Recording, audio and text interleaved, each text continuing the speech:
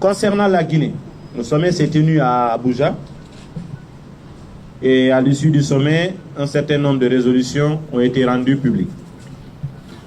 Concernant la Guinée, la conférence exhorte les autorités guinéennes à poursuivre les actions en vue de la mise en œuvre de la feuille de route pour le rétablissement de l'ordre constitutionnel d'une manière inclusive et participative. En outre, la conférence instruit la Commission d'aider la Guinée à mobiliser auprès des partenaires les ressources financières et techniques nécessaires pour faciliter le retour rapide à l'ordre constitutionnel. À cet égard, la conférence instruit la Commission de déployer une mission de haut niveau pour échanger avec les autorités et les acteurs politiques en vue de convenir des modalités de l'accélération de la feuille de route, de la transition et de la mobilisation des ressources nécessaires pour cette fin. Je crois que la CEDEAO a été gentille de nous consacrer juste 10 lignes. Ça prouve que le sujet n'a pas été débattu en profondeur et qu'il n'a pas la résolution et d'ordre général, elle n'est pas précise. C'est regrettable. J'aurais pensé que la CEDEAO, au lieu de parler de la feuille de route de façon ramassée, serait revenue sur l'accord dynamique qui a été signé entre les autorités de la transition et la CEDEAO. Et la CEDEAO aurait eu le courage de constater que cet accord dynamique n'a pas été respecté. Parce que dans cet accord, il était question pour la junte de rendre le pouvoir aux civils à l'occasion des élections qui allaient s'organiser avant le 31 décembre 2024.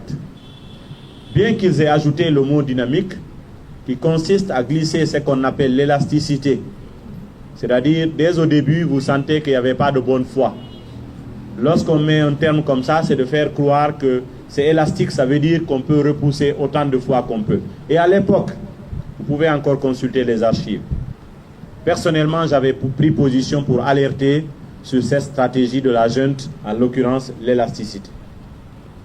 J'ai alerté sur le fait que la junte n'était pas de bonne foi dès le départ, sinon les accords qui devaient se signer par rapport à cela devaient faire l'objet d'un consensus national ici, donc un accord concerté, mais c'est en catimini, la junte s'est isolée avec une commission une équipe de la CEDEAO pour nous produire un accord qu'ils ont rendu public. En dépit de cela, nous avons dit que nous prenons acte de l'accord, espérant que les autorités de la transition allaient au moins respecter cela. Mais aujourd'hui, ils ne respectent ni cet accord, ni leur engagement solennel, ni leur serment, ce sur quoi ils se sont engagés sur toute la ligne. Mais ne nous faisons pas des illusions. La CEDEAO, c'est l'organisation sous-régionale qui n'a pas aujourd'hui une marge de manœuvre réelle pour agir sur les États membres. Vous en avez même certains qui se sont retirés unilatéralement. La CEDEAO s'est plongée, a créé sa propre crise en n'ayant pas pris ses responsabilités face au troisième mandat dans les différents États membres. Et on en avait parlé, et dans mon dernier livre d'ailleurs, je l'ai détaillé aussi. Ça veut dire quoi? Les institutions internationales, certes nous en sommes membres, mais ces dernières années, elles ont atteint leurs limites. Il y a une crise du multilatéralisme dans le monde. Les Nations Unies, qui est la plus grande organisation multilatérale, n'arrivent pas à régler la plupart des conflits aujourd'hui qui existent dans le monde.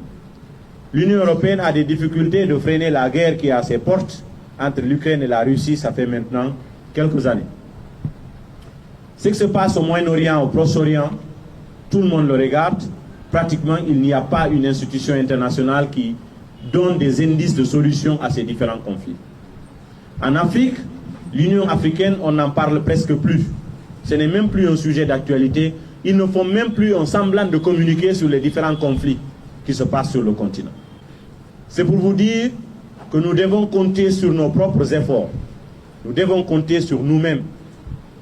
Parce qu'il y a des mécanismes internes que nous pouvons utiliser dans notre propre pays pour garantir notre propre avenir chez nous. Parce que c'est de cela dont il s'agit. Il ne suffit pas de croire que vous rencontrez quelqu'un qui parle de la Guinée comme s'il pouvait être soucieux de la Guinée mieux que vous. Si nous-mêmes nous leur montrons que notre avenir est ailleurs, pourquoi vous voulez que quelqu'un se batte pour qu'on règle nos propres problèmes? Donc, nous ne mettons pas à l'écart les institutions internationales, nous pensons qu'elles peuvent toujours être utiles. Mais elles doivent se réformer, ça c'est nécessaire. Il y a plusieurs années que des spécialistes ont déjà appelé à la réforme du système des Nations Unies, à la réforme du Conseil de sécurité des Nations Unies, à la réforme de la CEDEAO, à la réforme de l'Union africaine. Ils n'ont pas été entendus.